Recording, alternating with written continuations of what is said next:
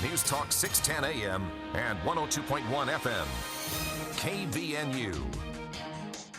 KVNU News Time is 4:05. I'm Bill Walter with this news update brought to you by the Duck Hunter. The Utah Department of Health reported 13 new COVID deaths today, including 3 residents of northern Utah. One was a Box Elder man between the ages of 45 and 64 who was hospitalized at the time of death. And the other 2 were Cache County residents, a man between 45 and 64 who was not hospitalized at the time of death, and a female between the ages of 65 and 84 who was hospitalized at the time of death. There have now been 100 COVID-19 deaths in northern Utah. Officials say that 10 of the 13 deaths occurred before April 1st.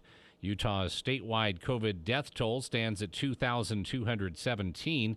Also today, the Utah Department of Health showed 259 new positive COVID-19 cases in the state, and 23 of them were in northern Utah. The number of Utahns who are fully vaccinated is 973,629, and 1.3 million have received at least one dose of the vaccine. There were 19,965 new vaccine doses administered since Monday, and vaccinations in Utah now total more than 2.2 million. KVNU News Time is 4:06. KVNU weather for tonight. Our forecast, partly cloudy to mostly cloudy skies this evening, and then clearing later on tonight, low in the upper 30s. Mostly sunny, upper 60s on Wednesday. Sunny, warmer, around 80 degrees on Thursday. Right now we have 62. KVNU weather brought to you by CBD7. They have the only retail formula proven effective by the National Institutes of Health. Order CBD7 online or look for the big pink CBD7 sign at 473 South Main in Logan. Learn about CBD and try their best for free. Did you just build a home or remodel your current home? Well, if so, John at the Duct Hunter says you should have your heating ducts cleaned as soon as possible and change out to a high-quality furnace filter. The dust from construction, sawdust, drywall, and more is sitting in your duct work. Your furnace filter's probably clogged. You'd be surprised what John has found in air ducts, toys, construction debris, and rodents. Let the Duct Hunter clean the ducts today. Call for a free consultation. The Duct Hunter, 770-4813. We are the Duct Hunter. Breathe better, save money, protect your home. We are the Duct Hunter. KVNU News Time is 4:07. The Utah Highway Patrol has released further details about Monday's 3-vehicle accident in Richmond. The crash killed 22-year-old Tremonton resident Jason M. Owen. UHP Sergeant Cade Brunchley said Owen was driving a Cadillac DeVille westbound on 9000 North at around 8:50 a.m. The vehicle was preparing to turn left onto US 91 when it pulled in front of a box truck traveling northbound. Witnesses told troopers Owen either did not stop at the stop sign or stopped and then failed to yield. The box truck broadsided the DeVille on the driver's side. Owen was not wearing a seatbelt and died on impact. He was pronounced dead at the scene. The force of the crash pushed the DeVille into the path of a southbound traveling SUV that was sideswiped. Both occupants of the box truck and the woman driving the SUV sustained minor injuries. Owen was living temporarily in Richmond with relatives. He reportedly had a history of drug use. Family members of Owen arrived on scene shortly after the crash. They told troopers he had left the house quickly and in an emotional state. Brunchley said initial evidence did not show any indication of impairment. The Utah State Medical Examiner's Office conducted a toxicology test as part of their investigation. The crash closed US 91 partially for several hours while troopers investigated and cleared the accident. And a Delta Airlines flight that took off from Salt Lake City International Airport made an emergency landing on Monday. KUTV reports Flight 628 to Mexico City was diverted to El Paso, Texas because of an issue with cabin pressurization. The plane landed safely and taxied to the gate where Delta technicians inspected it. KVNU News Time is 4:09. For more details on these and other stories, visit CashValleyDaily.com. The Newsmakers, the stories. Get it all here. News Talk KVNU 610 AM and 102.1 FM. The bugs love the good weather. I'm guessing you have a bunch of those creepy crawlers waiting patiently to come into your cozy home. Let Logan Extermination take care of those unwanted pests with a monthly exterior spray. Now through October, they'll spray your home's exterior for only $50 per month. That's a savings of $15 each month. Call Logan Extermination before your home becomes enemy territory. Logan Extermination, 752-8450. Logan Extermination is a great place to work, and they're hiring. Call today for more information. Meet me downtown. Meet me in downtown Logan. Hi, this is Eric Franson, Vice President of Cache Valley Media Group. We love supporting local business and are proud to support the new Center Street Market in downtown Logan. It's every Wednesday during the summer. Beginning Wednesday, May 12th, Center Street Market opens at 8 a.m. and all the merchants will be local businesses from right here in Cache Valley. Cache Valley Media Group invites everyone to the Center Street Market in downtown Logan. Meet me downtown. Meet me in downtown Logan. If a tree falls in the woods and no one is there to hear it, does it make a sound? Scientists claim it doesn't. But if your wife trips over that tree stump in your backyard one more time, does she make a sound? Oh, Larry! Oh yes, she does. Stump removal, tree trimming, and pruning. Call Hall Tree Care. They have the best equipment, the most experience, and a cleanup crew that is second to none. Hall Tree Care, 760-6587, 760-6587. The annual Greater Cache Valley Economic Summit, brought to you by the Cache Valley Chamber of Commerce and Economic Development Alliance, is scheduled for Thursday, June 3rd at the Riverwoods Conference Center. Learn about important topics like the state of our economy, where we are and where we're going, along with keynote speakers, engaging breakout sessions, and lunch. Register today at cashchamber.com. It's the annual Greater Cache Valley Economic Summit, Thursday, June 3rd at the Riverwoods Conference Center. Hi, this is Gordon Deal. Wednesday on This Morning, America's First News. More restless days as the South battles extreme weather. Plus, with supply outpacing demand, how some states are using creative techniques to get people vaccinated, like offering beer or bonuses. Also, what's needed to improve America's inefficient unemployment system, and why getting rich off cryptocurrency isn't as easy as it looks. Wednesday on This Morning, America's First News. From 4 to 6 on News Talk KVNU, 610 AM and 102 FM. Your station for news and talk. This is Police Chief Gary Jensen from Logan City Police Department. A number of scams are occurring throughout our city and county. These scams are highly emotional and demand immediacy that you pay, and you pay now. They will say they are from the IRS, the Sheriff's Office, the Police Department, utility companies, medical facilities, or even romance scams. Slow down and diffuse by asking questions. Be careful. Hang up the phone call is the best thing that you can do, and don't become a victim. For the people. We are waiting with bated breath for news from the Cache Republican Party meeting an executive committee tonight. With Jason Williams. And I'm really excited about this next segment. We have two guests here in studio. We're going to talk about something that we've talked about many times here on the show, but from a bit of a different angle. Weekday afternoons from 4 till 6 on News Talk KVNU, 610 AM and 102 FM.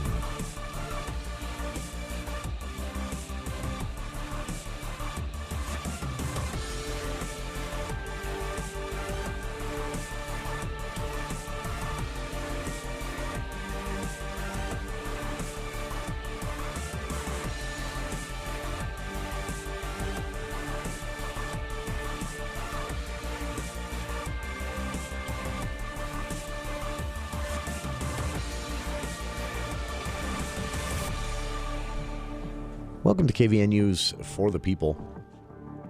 I'm Jason Williams. It is Tuesday, May 4th. You heard me right, May 4th. Yes, I'm going to talk about Star Wars at some point during the show. I'm going to keep it short, though. That's what we need. We need a Star Wars theme. That's what I forgot I was going to request that, but I completely spaced it for a second there. One of the reasons is there's actually quite a bit going on regarding water here in Utah. This should surprise no one. And so I found myself in a group text message that originally just trying to book some guests for the show to talk about what everyone's seeing and thinking out there. You heard yesterday on the show, we talked about both stories at CashValleyDaily.com. We talked about Utah Department of Wildlife Resources and Fisheries concerned over drought-induced changes to, wildlife behavior, wildlife habitat, all of that. And with the drought already officially in gear here in Utah, there's concern water levels will get low enough that water temps will rise enough that we'll see a fish shortage in the river. Now, this has happened before. It's not the end of the world. Not great news for fishermen and not very healthy for the rivers if it continues too long. Also, a reduced number of hunting permits being issued by the state this year due to the, I think, very easy to prediction at this point that it's going to be pretty dry. There's going to be less food. Population is going to be down. And we're in the start of May. We're already having these conversations. So I started texting around saying, just how panicked is everyone? I can't really talk about what I've been told so far because I've been asked not to until they actually appear here on the show. But what I would say is panic is too strong of a word, but there is definitely some intense concern. Is that a good word choice? Is that better than panic? Intense concern. I'm trying to carefully phrase this. I don't want to. That's a gentler way of saying panic. Yeah. It's not or a more civilized way. Yeah, there's definitely it's definitely not panicked, and there's a lot of. I can say this. There's a lot of, and again, we'll be able to talk about what these discussions actually are when they're able to join us here on the show and do it in their own words. I promised them I wouldn't try and characterize what they were saying, but water managers all around the state. And state coordinators of those water managers, that includes, conservancy districts, actual water managers, the Utah divisions of environmental quality and water quality, and also state lawmakers, carefully keeping an eye on this, especially those in southern Utah. And, so I wouldn't say they're panicked, but what I would say is that it hasn't been this bad in a while, and they are cognizant of the fact that this is going to be a tough year for water. In fact, so tough that they're wondering if the restrictions that have worked in previous milder drought years will be enough. And I guess the standout for me is that they're having these conversations this early in the year. There's definitely some data coming their way. So, again, I promised them I wouldn't try and characterize what they sent me in text because they're sending them saying, look, don't quote me on this, but here's a general recap of the discussions we're having via text message. Please don't quote it. But they have agreed, several folks have agreed to come on the show in the next couple of weeks and talk about, exactly how bad it could get. My personal characterization of the comments that I have heard so far, just discussing it with 4 or 5 people all around the state via text, that it's worse than it's been in a while. Again, that's how I would put it. So not panic, but definitely recognition that it's pretty bad out there as far as water goes. We're entering the dry months with far less water than we traditionally have at this point. And if weather patterns keep up the way they have been, we could be looking at a very dry summer on top of that. I'm disappointed for a very trivial, selfish reason. I love summer rainstorms, but thunderstorms too. Yeah, thunderstorms are great. Which in the summertime. we haven't had very many of those. No, last few years. Last summer was better. The summer before that, none. Zero. I was so disappointed. Last summer we got a couple at least, but not like I would prefer, and not like we would prefer for water reasons too, not just my enjoyment and entertainment. But we'll be talking about water on the show quite a few times in the coming weeks because there's a lot of discussion going on at the state level, county levels, from border to border. I did attempt to check in for those of our listeners in the southeastern portion of Idaho. I did attempt to check in there, and similar situation, though strangely enough, some parts of southeastern Idaho, because of where the water comes from, are not looking quite as bad, but there is concern. The closer they get to the Utah border, the closer they get to, depending on the same water sources. And so there's similar concern with fish populations, with fuel. And then, of course, there is concern about the wildfire season as well. How long will it be this year? So I checked in on that as well. And, man, I'm just starting the show off with some just happy, positive news, right? I checked in on that as well. If there was any area of the state that was already considered a no-burn area. Not yet, but not far off, was what I was told.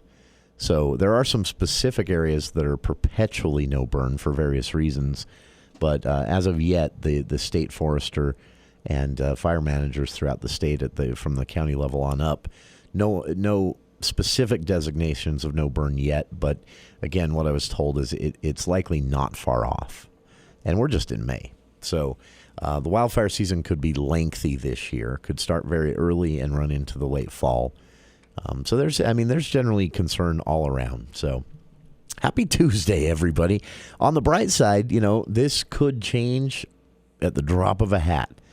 One strange, unpredictable shift in weather patterns, and suddenly all the storms are coming our way. A La Nina or El Nino or one of those That's it. So weather situations. In previous very wet years, that's exactly what's happened. That very cold air has pushed a bit further south in that El Nino V or dip or whatever we call it, and that's just kind of funneled the storms over us in Colorado and into Texas, just over and over. It's kind of hard to predict because every time there's, they get all excited in the fall or something. They say, hey, an El Nino is setting up. Yeah. But it can mean various things. It can mean nothing, or it can mean maybe precipitation for southern Utah and not us. So it just it's still kind of a gamble. Well, and it's been interesting, and I know you kind of track these things a little bit, Bill.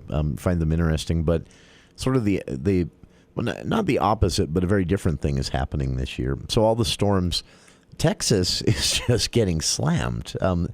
When was the big storm in Texas put out all the power? People died. When was that? That was January? January? I couldn't remember if it was January or February, but yeah, just a really, really rare thing in Texas. And then they've just been slammed again and again. They're getting, in fact, I texted a relative in Texas and said, stop stealing our weather. We've got lawns, portions of lawns that in my neighborhood at least that I've seen that are dry and dead already in May because the secondary water isn't on yet. They're lush this time of year. And you can't mow them because it's raining pretty much every day. Sure, but just not enough. Not enough to keep. And yet Texas is down there with the kind of land that doesn't absorb water in the first place. It all just runs off, and they're getting slammed. Another big storm hit Texas last night. Tornado warnings and more just outside of some of the large cities even.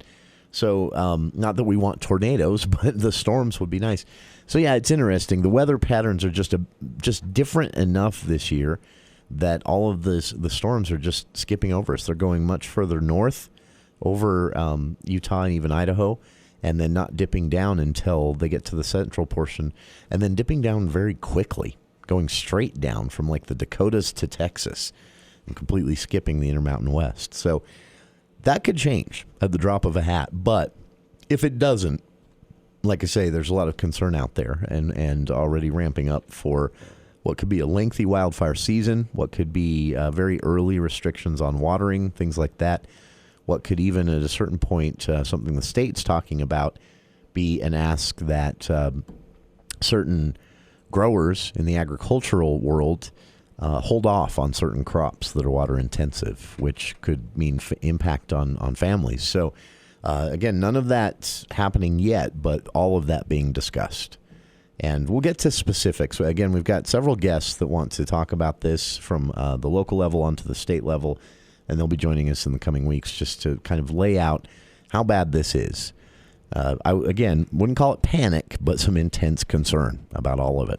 753-5868 For the People continues right after this. Bring back what you've been missing. Bring back Cache Valley Hearing and Audiology. Cache Valley Hearing and Audiology is Cache Valley's most trusted name in hearing aid technology. Schedule a free consultation with Dr. Paul Danes by calling 753-HEAR or visit cachehearing.com. Bring back what you've been missing. Bring back Cache Valley Hearing and Audiology. Visionary Homes would like to introduce you to Archibald Estates, a brand new community in Tremonton, with townhomes starting in the low 200s, single family and active adult homes starting in the upper 200s. You're sure to find the perfect home for you and your family. Just minutes away from schools, parks, golfing, restaurants, and grocery, yet tucked in the lush green fields of Tremonton. Visionary Homes understands what you want in a home. Visit buildwithvisionary.com to learn more about Archibald Estates in Tremonton. Visionary Homes, built for living, built for you. Tom has been a teacher for over 40 years. One day, I think one of the students had asked the question and he didn't remember the answer. And I also noticed that he was letting his class out earlier than they were supposed to let out. I was really starting to worry. Levi and I talked about how it would change our lives, but he was there beside me. When something feels different, it could be Alzheimer's. Now is the time to talk. Visit alz.org/ourstories to learn more. A message from the Alzheimer's Association and the Ad Council. When he comes back, I won't get in the way. It's not like that at all. He's my brother.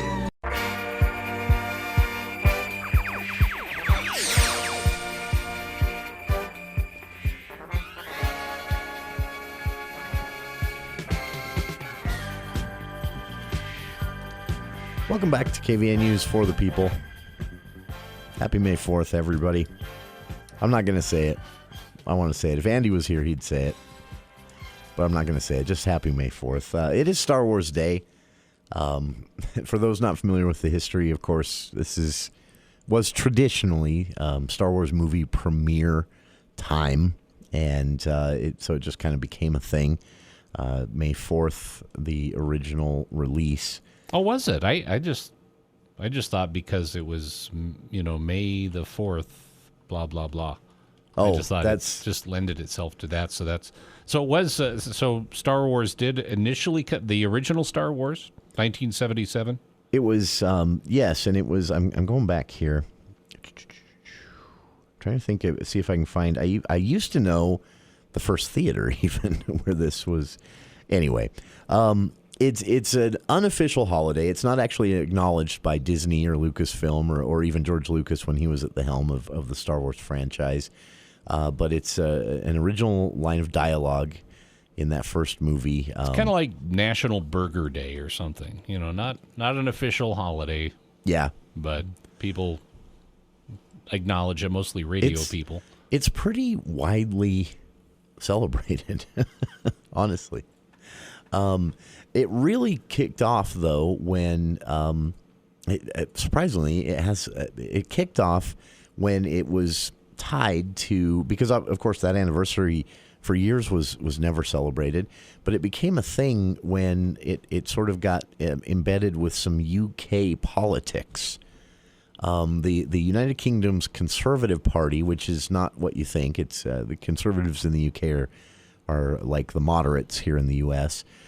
They paid for a full-page newspaper advertisement to celebrate the party's general election victory, and they played off of the Star Wars "May the Force be with you" phrasing and ran the ad "May the 4th be with you, Maggie." And that's really when Star Wars Day started to become a thing. Like people just started saying, okay, we're going to do this, we're going to do this. And at first it was just the uber nerds celebrating it. And again, even though it's not officially sanctioned as a Star Wars holiday by any country or city or even Disney and Lucasfilm or George Lucas before them, it is tacitly acknowledged. In fact, Disney made a bunch of announcements today of upcoming Star Wars content to celebrate May 4th. And Lucasfilm had a tradition of, on social media, really recognizing the holiday, though never putting out an official announcement. So For Star Wars fans, by the way, some of the new content announced by Disney is pretty cool. Of course, there's the upcoming Obi-Wan Kenobi series. They have wrapped up the second season of The Mandalorian for now. They have been releasing, or plans to release, announced today, these are for super nerds. Ship flyovers, they're calling them. Cool. This will be Disney Plus exclusive content, and it will be a documentary on each vehicle. I'm assuming they're only going to do the famous ones from the movies. But it'll basically be a walkthrough or a flyover of these ships, but also some of the sets that were used in the movies to create the interiors of some of these ships. Then there's also a series that was announced today on the planets, the physical locations in the Star Wars universe, and they've made a mockumentary of these planets, kind of like a Discovery Channel or a National Geographic style documentary, but for each of the planets that figured largely in the Star Wars stories, movies. So those were announced by Disney today as part of the May the 4th. Oh, I said it. You said, yeah. I wasn't going to say it. Andy Morgan is somewhere listening, he's laughing cheering. his head off. He's cheering. And, of course, Disney World itself, Disneyland, having some plans. The Star Wars Land at Disneyland really, the timing was poor. It opened June of 2019, drew a huge crowd, and then Disneyland shut down. And so what Disneyland is anticipating is sort of a second grand reopening of Star Wars Land that is going to be absolutely bonkers. But they're holding off on that, actually, until 2022.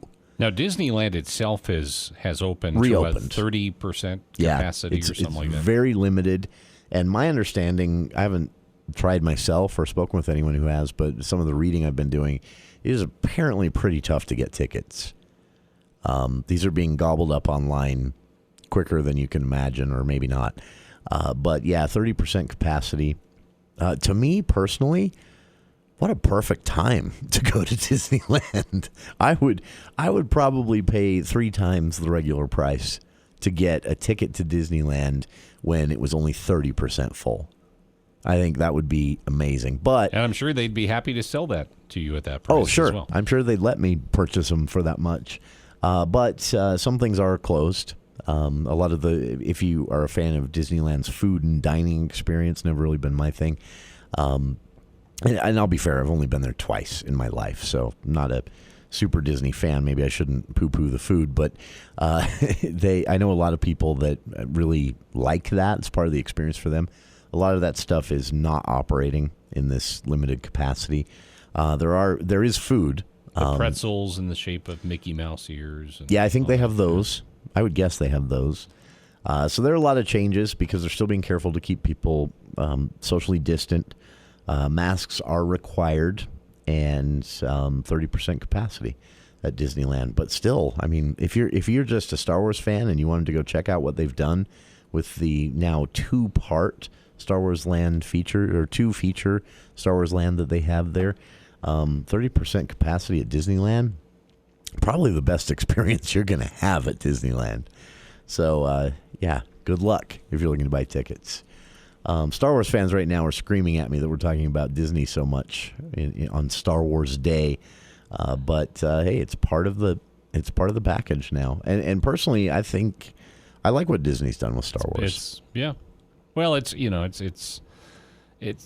stuff like this is bound to happen. Big business buyouts and everything else. Yeah, but it's and so far, like they were with Marvel, Pixar before then. They've been responsible about it. They haven't tried to turn it. They haven't Disneyfied any of it, and they're lending a huge powerhouse of a production budget to each and every one. So, and some more content Disney said today will be starting in June. So expect more announcements between then and now and then. So, all right, that's it. I promise that's all the Star Wars talk on the show today, for now. We'll be back with more of KVNU's For the People. It's been a pretty interesting day in the headlines, but it's all over the place. So we'll just run through them all. After these headlines, local headlines with KVNU's Bill Walter.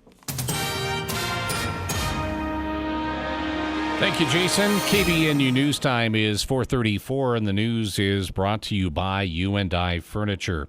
A 47-year-old Utah woman who went missing in November has been discovered alive at a campsite near Provo, according to Utah County officials.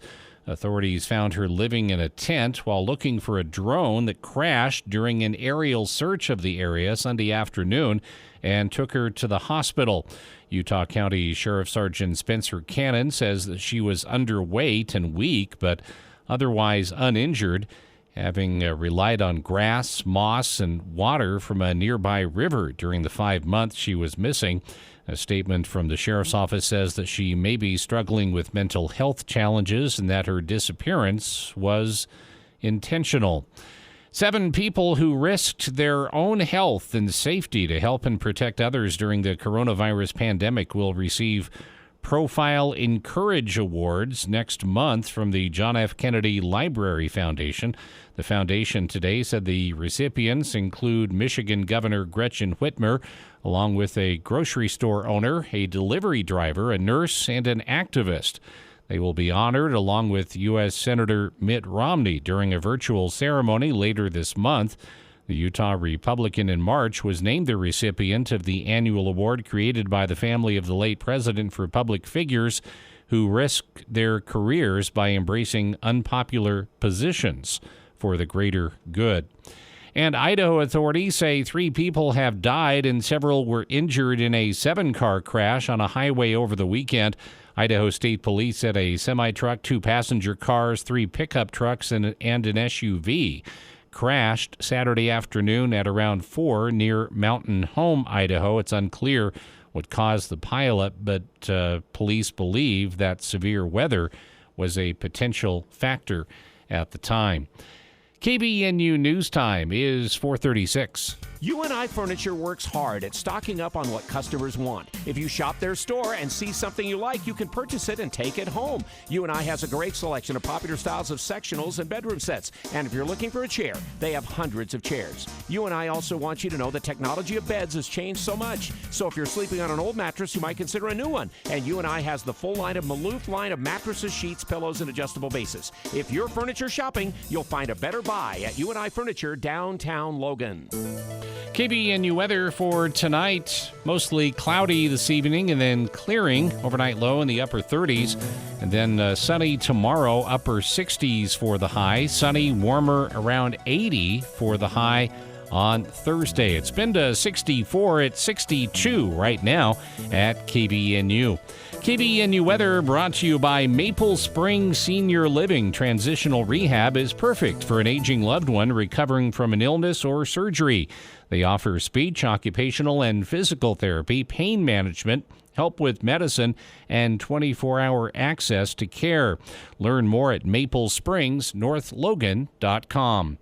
For more details on these and other stories, visit CashValleyDaily.com. Let's check Wall Street now with Edward Jones. This is Branch Office Administrator Monique Benson, bringing you the daily financial market report on behalf of Daryl Arnell and Edward Jones for May 4th.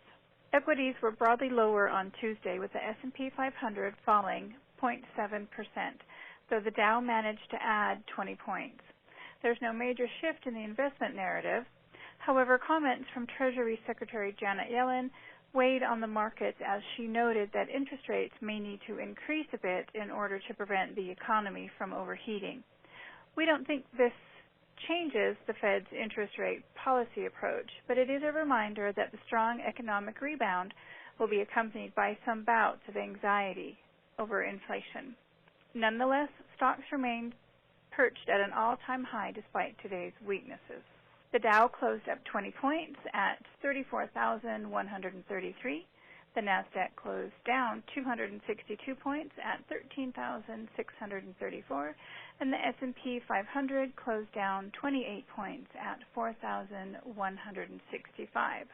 In stocks of local interest, Home Depot was up $2.50 to $332.77. Lowe's Companies was up $1.10 to $200.30. Nucor was up $3.96 to $89.66. PepsiCo was down $1.83 to $143.96. R.R. Donnelly & Sons was up 8 cents to $4.76. Thermo Fisher was down $2.10 to $465.28. Northrop Grumman was up $7.12 to $368.12. In commodity markets, the price of crude oil was up $1.26 to $65.75, and the spot price of gold was down $14 to $1,777.80. This has been the Financial Market Report from Tuesday, May 4th, brought to you on behalf of Edward Jones, member SIPC, serving individual investors with personalized attention and financial advice, with offices in Providence, Logan, and Smithfield. Daily commentary is also located on our website at edwardjones.com.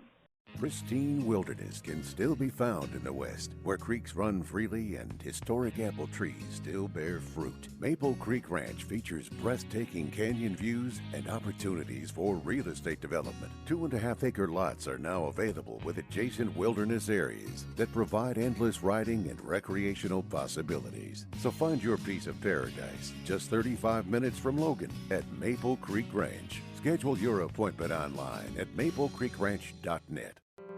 This is Phil with Cache Valley Pharmacy. We love being in Cache Valley and want to thank you for your support. Cache Valley Pharmacy features the best prices in the valley, and as always, free delivery. If you're in the market for prescriptions, check first with Cache Valley Pharmacy for the absolute best prices, especially on compounds and insulin. We've been doing pharmacy better than anyone else in the valley with free delivery valley-wide for the last 19 years. Cache Valley Pharmacy, the pharmacy delivery experts. Order your prescriptions online at cachevalleypharmacy.com. Are you stuck-up, half-witted, scruffy-looking nerve herder?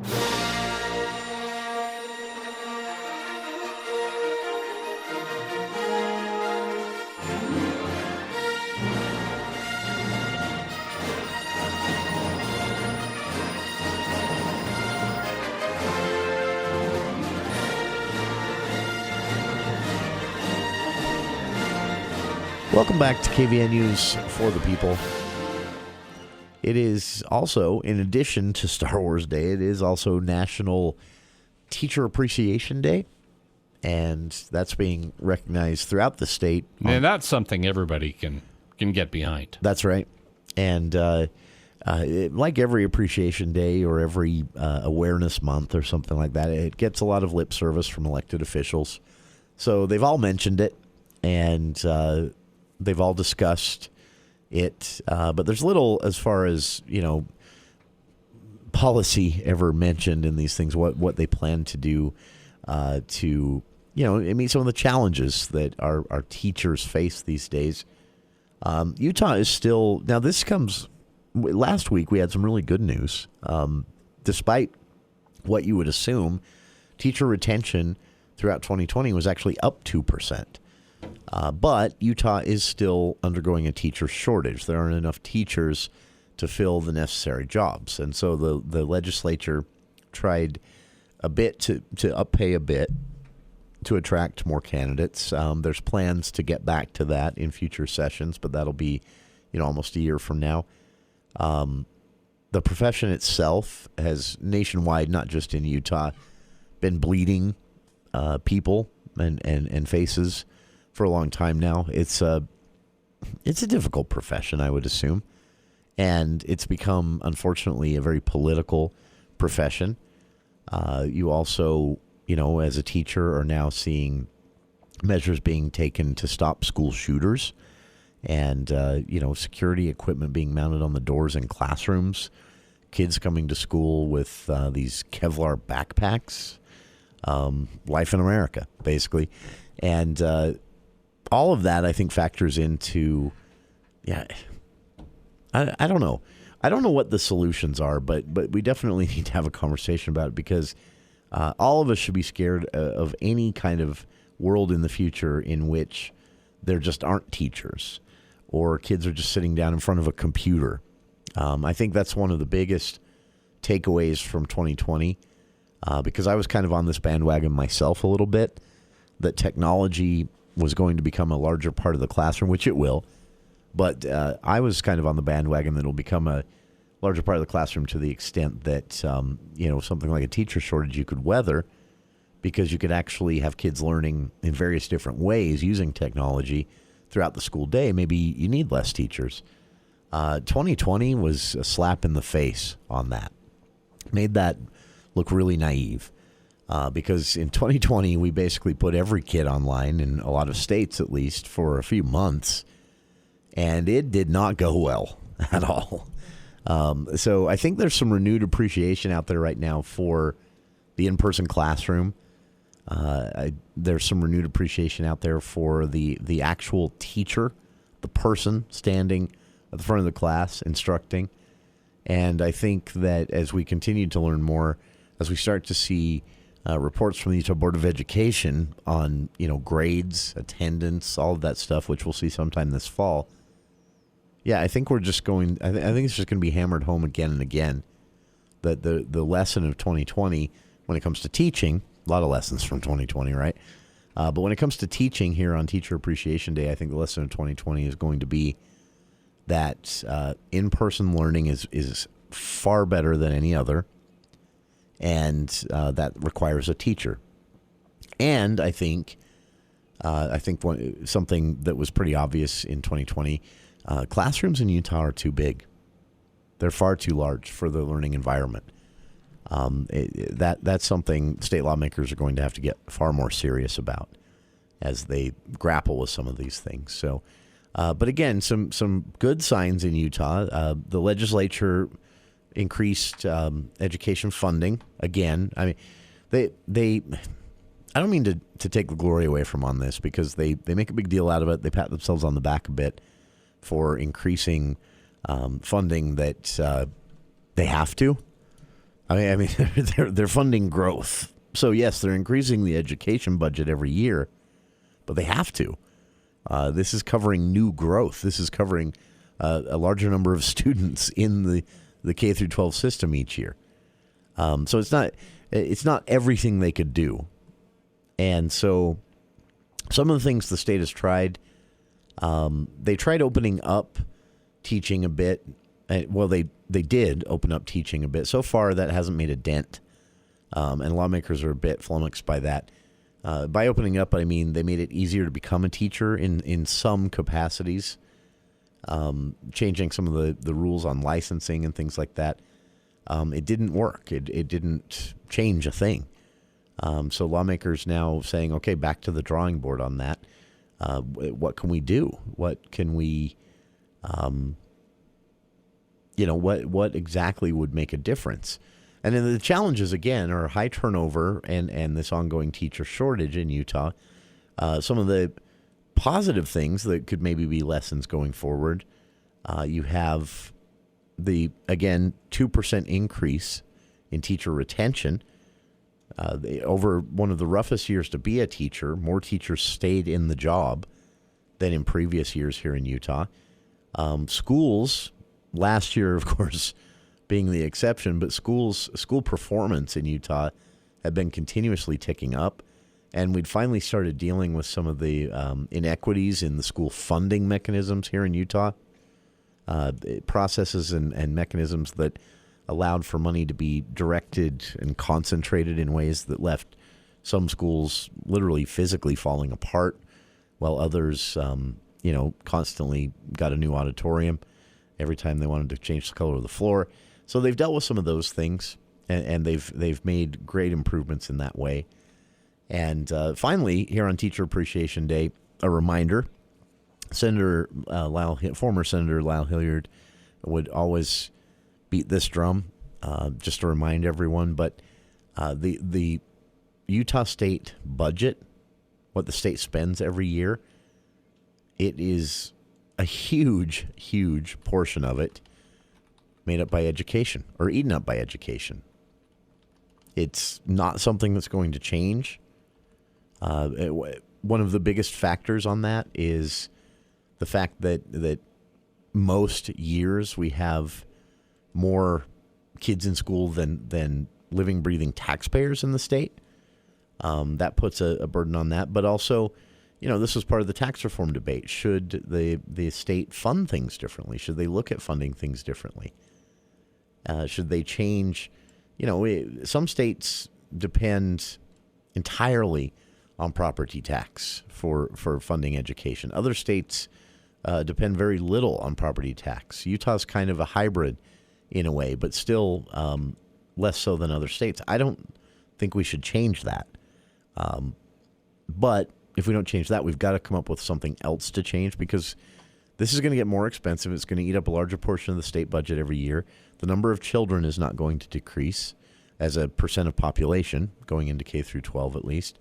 And that's a real challenge for the state. And that's the situation every teacher out there is also doing their job in and trying to excel at it. So some highlights from the 2021 general session when it comes to the budget in general and education itself. Public education total. Now, this is fiscal year 20, not 2021. And that basically is 64,639 individuals, which includes 34,960 licensed educators, of which 30,106 are classroom teachers here in Utah. That is from the employment data presented to lawmakers. Total education fall enrollment in the fall of 2020, when this data was compiled and then presented to lawmakers in the session this year. Total public education fall enrollment numbers, 666,000 students. That is, that's huge. The estimated fall enrollment for fiscal year 21, the one we're in now, or the one that, will kick off July 1st from a budgetary perspective, by this fall, it's estimated 673,000 students will be in school, an increase of just about 1% is all. But as you can see, 1% of the total number of students in school, K through 12 education alone is what we're looking at here. Only a 1% increase. That is another 10,000 students roughly. And that's about what it goes up every year. So every year, 10,000 more students are in classrooms at any given time than the year before. And that's not going to change anytime soon. It also, by the way, education, when I mentioned, it eats up a big chunk of the state budget every year. It is huge as far as where the money goes every year. Higher education, about 14% of the state budget in the last budget went to higher education. But general public education, 43%. 43% of the entire state's budget is going to public education. And that's with the state funding the bare bones. So, just kind of an overview of the education world here in Utah from a numerical perspective, what the data have to say here on Teacher Appreciation Day. On the other side, how some lawmakers decided to celebrate Teacher Appreciation Day, including a few lawmakers who are teachers here in Utah. We'll be back right after this. Connect. It's what we do and where we go. We connect with people at home or at work, online or in person. Everyone needs connecting. At CBTD, we are committed to helping our community connect by providing a service for you, a service that gives some the independence that they otherwise might not have. Our employees are here to connect you with the people and places that matter most through our services and through our values. Learn more at cbtdbus.org. What a year! And 2021 just started. If you're like most people, good sleep has been a challenge. If you have sleep apnea and can't use CPAP, great sleep is even harder to come by. Fortunately, there's a treatment option that will give you the sleep you dream of. It's called Inspire. It works inside your body with just the click of a remote. That's right, a button. No mask, no hose, just sleep. Inspire is not for everyone. Talk to your doctor to see if it's right for you and review important safety information at inspiresleep.com. When we lost Mom, it was tough. The last thing you want to think about during a time like that are funeral arrangements. We made one call to Allen Hall Mortuary. Allen's helped us with Dad 10 years ago, so we knew we could count on them. The Allen's thoughtful service helped make a difficult time a little easier. This is Jason Allen with Allen Mortuaries, serving Cache Valley for over 80 years. Then, now, always. This Mother's Day, surprise Mom with a watch from S.C. Needham Jewelers. Also, with the purchase of $149 or more, you'll receive dinner for two. Choose from a large selection of Seiko, Citizen, Tissot, and Fossil watches. All watches are priced at internet pricing. You'll enjoy a large selection of quality watches at the best possible price. All watches are also backed by our in-store watch technicians with free watch band adjustment and lifetime battery changes. Remember, a watch for Mom and dinner for two. S.C. Needham Jewelers, middle of the block, at the sign of the clock. If you are looking to build or remodel, go with a company who works with the top custom builders in northern Utah. Chim Chimney offers an array of units from fireplace extraordinaire, including the highest heat output options if you want significant heating potential. Or you can go with the entry-level Pro Builder series. Whatever model you choose, Chim Chimney will work alongside you from planning to installation to move-in ready. That's Chim Chimney in Logan and Brigham City. We sell, service, and install Lopi. Visit us at chimchimney.com.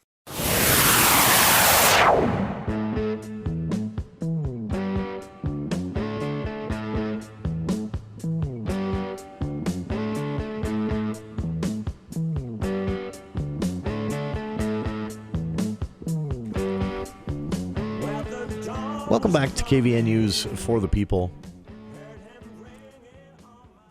Senate President Stuart Adams today via Twitter said here on Teacher Appreciation Day, nationally recognized event, not really a holiday or anything like that. He said that he felt the legislature had done a lot to improve the situation here in Utah, but he felt like there was much more that could be done, and he's hoping that they can finally focus on some of these things. But he said something interesting, which is probably worth considering. But he said, you know, when we talk about here on Teacher Appreciation Day, what a lot of people are saying, and what I'm assuming, hearing a lot about, why he tweeted this statement out, is a lot of people are saying, you know, the wages need to go up. We need to pay teachers more. Classrooms need to be smaller. These are all great ideas and all possibly part of the solution of Utah's teacher shortage and the ongoing challenges to education here in Utah. But each one of them requires money.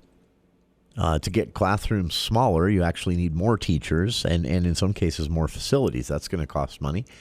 To end the teacher shortage, you're going to have to attract candidates possibly from out of state, which is going to mean we're going to have to up the wages to compare with surrounding states, which we don't right now. And that's going to cost money. So the Senate president recognizing that and saying, look, we had big plans. That's not his exact phrasing, but he said we had big plans. COVID-19 comes along, and we never finished this whole tax reform discussion. We never finished talking about how we can maybe change things enough in Utah to free up money. And he points out that lawmakers, though given the authority by voters on the ballot last fall, which I do not understand why we keep doing this. Why do we keep handing the legislature power without asking any questions? Anyway, we gave them the authority last fall, and by we, I mean the majority of voters in most counties in the state on a ballot question, gave them a constitutional amendment. We amended the state constitution via that vote in November to take away a restriction that said lawmakers could only use income tax collected by the state to pay for education. Now they can use it for anything they want. The promise made by lawmakers when they voted to put this question on the ballot, despite opposition from the entire education community, teachers unions, parents, the question still went on the ballot. It was, I would say, outright deceptively phrased, and it passed. The promise lawmakers made was that they would come up with an alternative funding mechanism and write it down in stone. Then the pandemic happened. So the Senate president reminding today, they're not going back on that promise. He said, we will do this, but we need to rope it all in with a larger conversation about tax reform, about how we fund the state, where the money comes from, maybe For example, we fund the state too much off of usage tax and not enough off of fees and things like that, or maybe the opposite. Maybe we're not getting our fair share from the federal government on certain PILT payments and things like that go directly to education. That's a fight worth having. Every state should probably have ongoing. So he mentioned a lot of things, and he said we need to talk about all these things, and he understands why people are feeling urgent about this, especially after last year and how important we all learned teachers and classrooms are. And he said, the pandemic will be over. We'll be back in session, special sessions and more, and we'll get to all this. So kind of a promise there. Hour